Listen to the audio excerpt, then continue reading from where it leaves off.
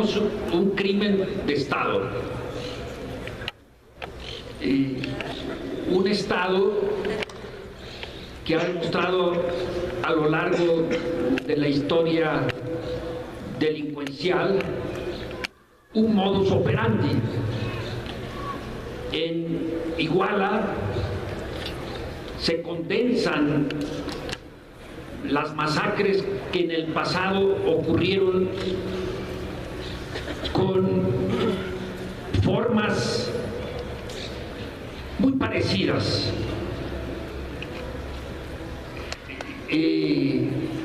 Enrique ya nos planteó lo que podría ser una especie de averiguación previa, él es abogado. Pero, ¿qué es lo que vemos en el pasado que es similar? Bueno, no es la primera masacre que se lleva a cabo. Tenemos la más notoria y conocida a nivel mundial, que es la masacre del 68. Y ahí se utilizó, mi compañera y yo viajamos en aquella época pecero, porque era de a peso, y en el asiento de atrás venían 3 individuos de saco, que les quedaba un poco grande, y Alicia dijo: ¿vienen obreros a la marcha o se veían de origen muy modesto? Dije: ve las botas. Y eso fue el indicio de que el Batallón Olimpia estaba en servicio el 2 de octubre.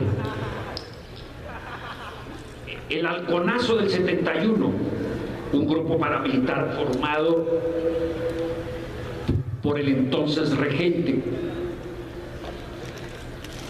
Tenemos modus operandi similares, Acteal,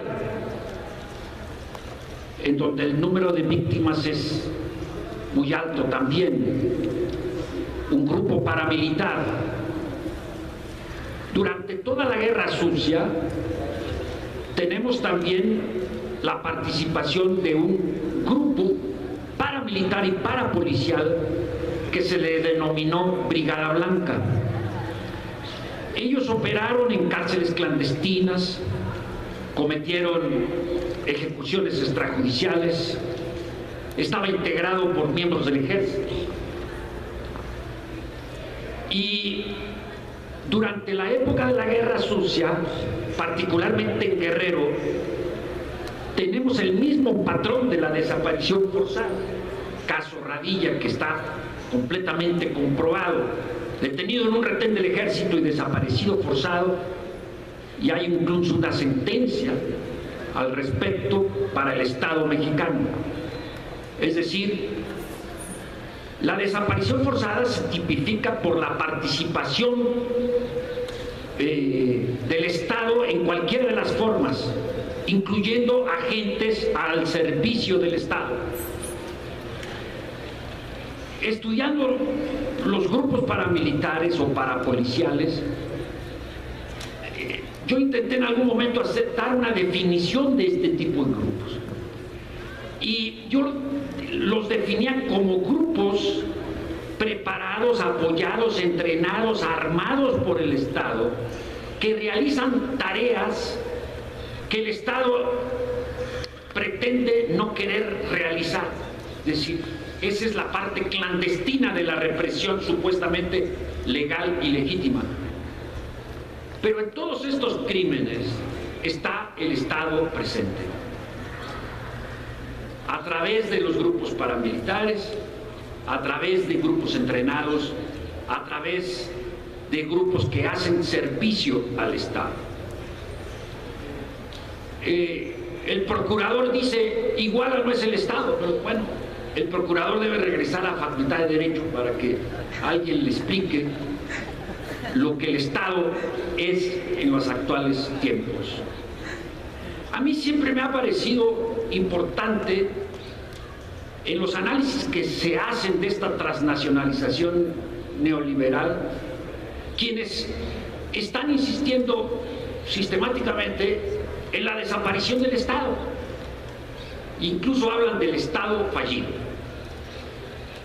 A mi manera de ver, el Estado no falla en sus tareas a las cuales esta transnacionalización neoliberal le otorga. ¿Cuáles son esas tareas? Desregular todas las leyes. La Constitución mexicana ha muerto en su espíritu del 17 y tenemos que, pues hay el despojo de todas las leyes de protección social, iniciándose con la laboral. O sea, el Estado tiene que mantener una fuerza de trabajo absolutamente sometida, precarizada, subempleada, en condiciones las más adversas posibles de trabajo. El Estado también debe hacer los cambios legales para legitimar o legalizar al menos el despojo territorial del que en los últimos años hemos asistido. Y con Peña Nieto, pues ya la cereza del pastel, toda esta reforma energética y eléctrica y todas las leyes secundarias que dan trato preferente a la exploración, ya no solo de las minas, sino también de las compañías extranjeras petroleras que vendrán al país y las dejamos. Entonces, estamos ante una situación tal en que el Estado se convierte no solo en un gerente de las transnacionales, sino en un Estado mayor de la guerra contra el pueblo. Lo que estamos viviendo los mexicanos desde hace más de 20 años es una guerra sistemática contra el pueblo. Ya en las audiencias del Tribunal Permanente de los Pueblos, los jóvenes presentaron una acusación de juvenicidio, porque de los 120,000 muertos que se registran, las cifras van y vienen, en esta guerra contra el pueblo, la gran mayoría de ellos son jóvenes. Las mujeres a su vez presentaron todo lo que prueba el feminicidio, que es un ataque directo a la mujer como en su condición de mujer. Entonces, ¿qué es lo que tenemos en Ayotzinapa? Tenemos la condensación de todos estos crímenes de Estado. ¿Por qué Ayotzinapa? Porque eran pobres, porque eran jóvenes y porque eran políticamente conscientes. Enrique puede testimoniar el odio que la clase política, particularmente guerrerense, tiene a Ayotzinapa. No es la primera vez que les matan. Ya en el 2011 les mataron a 2 compañeros en la carretera que cruza Chilpancingo. ¿Hay culpables de esas muertes? No. Los detenidos que están ahora detenidos, ¿están siendo acusados de crímenes de Estado? No. Les tipificaron crímenes, secuestro equiparado, homicidio, etc. Pero resulta que aquí hay una desaparición forzada y que hay ejecuciones extrajudiciales y que hay el delito de lesa humanidad de exterminio de un grupo en particular, los jóvenes y los pobres y los políticamente motivados. Son crímenes de Estado. Tenemos que poner en todos lados, fue el Estado, que no se nos olvide, fue el Estado. Este modus operandi también opera a partir de la utilización mediática. Ellos esperaban, para que Peña Nieto fuera a China, que la argumentación del fatigado procurador de la República fuera creíble. Nadie lo creyó. Ya aquí Enrique nos dice sobre los acontecimientos y cómo han sido refutados por los forenses argentinos, que cabe señalar que son en los únicos en que uno puede confiar. Ya fueron exigidos por nosotros para el caso de los 2 desaparecidos del EPR y son en los únicos en que uno puede confiar. El equipo forense refutó la versión. Entonces, partimos. Primero, el Estado no se debilita. Segundo, el Estado tiene funciones concretas en esta época de transnacionalización neoliberal. Abrir a los capitales los territorios, los recursos, con una fuerza de trabajo dócil, con una fuerza de trabajo. Es decir, el Estado tiene la tarea de controlar la situación específica de la nación de que se trate para que sea más rentable para el capital. Por eso se habla de estados nacionales de competencia, que es un término que utiliza Ana María Ribadeo. Estados nacionales de competencia, porque hay una competencia a ver cuál ofrece las mejores condiciones para el capital. Y antes de Ayotzinapa, México era el Estado nacional de competencia con mayores ventajas en la competencia mundial de los estados, el más abierto a todo. Y aquí hay que también ubicar el papel del crimen organizado, que en realidad es desorganizado, porque el organizado está en el propio Estado. Si hay una simbiosis, y esto hay que también ratificarlo una y otra vez, entre la economía mafiosa y la economía supuestamente legal. Son una y la misma cosa. En la sentencia del Tribunal Permanente de los Pueblos se asentaba que la economía mafiosa participa en México con el 40% del Producto Interno Bruto. Por eso la economía mexicana no ha caído estrepitosamente, aparte de las remesas. 40%. Imagínense, a nivel mundial el Producto Interno Bruto del llamado crimen organizado es el 5%. En México es el 40% del Producto Interno Bruto. Y ese dinero se lava.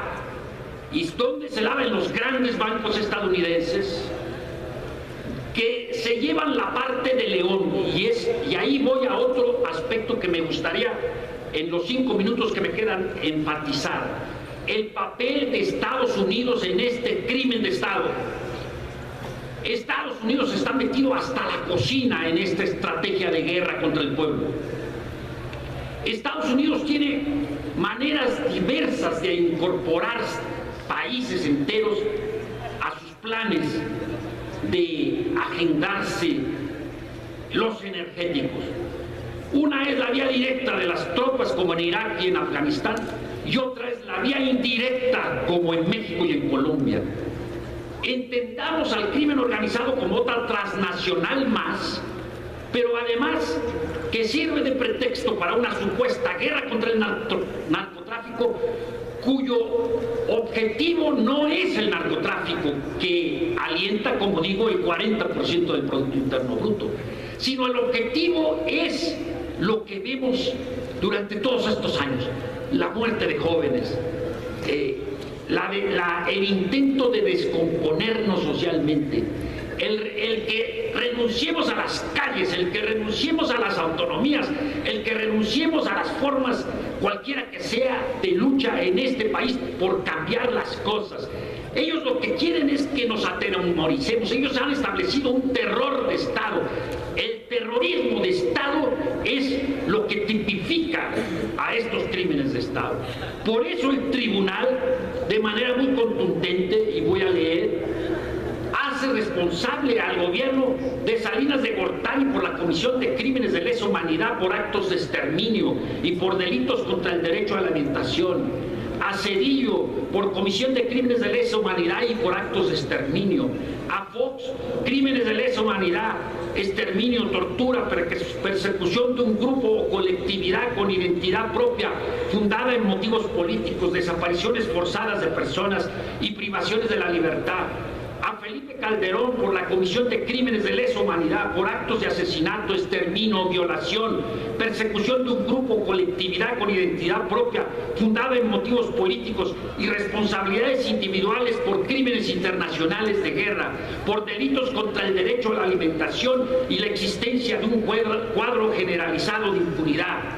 A los responsables del gobierno de Enrique Peña Nieto al día de hoy por la comisión de crímenes de lesa humanidad, por actos de asesinato, exterminio, esclavitud, violación, persecución de un grupo o colectividad con identidad propia, fundada en motivos políticos, desaparición forzada de personas, responsabilidades individuales por crímenes internacionales, por delitos contra los derechos económicos, sociales y culturales, por delitos contra el medio ambiente y por la existencia de un cuadro generalizado de impunidad. Compañeros y compañeras, fue el Estado